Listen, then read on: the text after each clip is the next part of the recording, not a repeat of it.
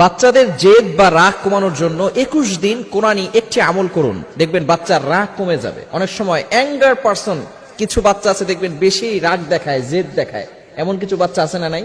অনেক সময় মায়েরা ফোন দিয়ে বলে, হুজুর আমার বাচ্চাটা খুব রাগ দেখাচ্ছে, কি করা যায়, কি আমল করা যায়? কোরআনে কোনো আমল আছে কিনা মনে রাখবেন। কোরআন হচ্ছে মুমিনদের জন্য রহমত, মুমিনদের জন্য শেফা।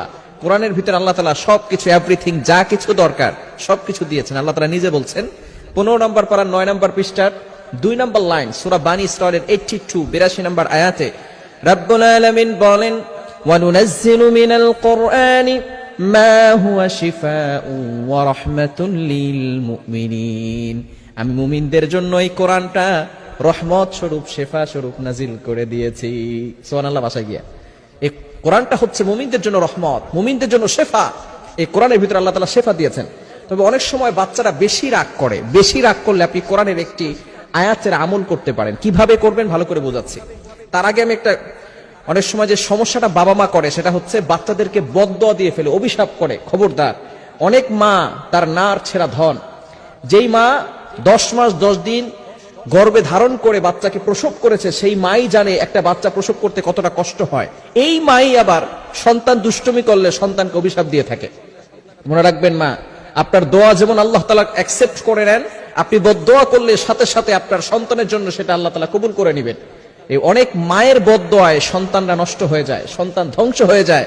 এজন্য কখনো সন্তানকে অভিশাপ দিবেন না। মায়েরা বেশি এই অভিশাপটা দিয়ে থাকে যে তুই মরিস না কেন, তুই মরলে আমি দুধ দিয়ে গোসল করে উঠবো।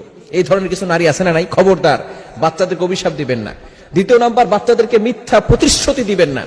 সবসময় তাদেরকে সত্য প্রতিশ্রুতি দিবেন। অনেক সময় বলে, বাবা তুমি এটা খাও, তোমাকে একটা সাইকেল কিনে দিব, এরকম বলে কি বলি না? খবরদার, এরকম মিথ্যা প্রতিশ্রুতি দিবেন না। তাহলে আপনাদের প্রতি বাচ্চাদের বিশ্বাস কমে যাবে, সে বাচ্চাও মিথ্যা প্রতিশ্রুতি মানুষদেরকে দিতে থাকবে।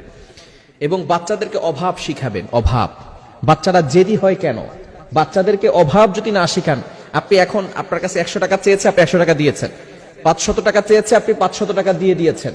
পরবর্তী সময় যখন আপনি দিতে পারবেন না, তখনই বাচ্চার রাগ বেড়ে যাবে, বাচ্চা অ্যাঙ্গার পারসন হয়ে যাবে। খবরদার, অভাব শিখাবেন। আপনার অ্যাবিলিটি আছে, তারপর আপনি তাকে একটু অভাব শিখান, এটা শিখানো উত্তম।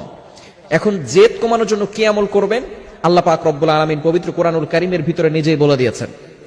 আপনি আপনার সন্তানের মাথায় হাত রেখে 7 বার এই আয়াতটি পড়বেন। আয়াতটি হচ্ছে 3 নম্বর পারার 19 নম্বর পৃষ্ঠার 14-15 নম্বর লাইন, সূরা আলে ইমরানের 83 নম্বর আয়াত। সূরা আলে ইমরানের কত নম্বর আয়াত? 83 নম্বর আয়াত। রব্বুল আলামিন বলেন, আফাগায়রা দীনিল্লাহি ইয়াবগুনা ওয়া লাহু আসলামা মান ফিস সামাওয়াতি ওয়াল আরদি তাওআন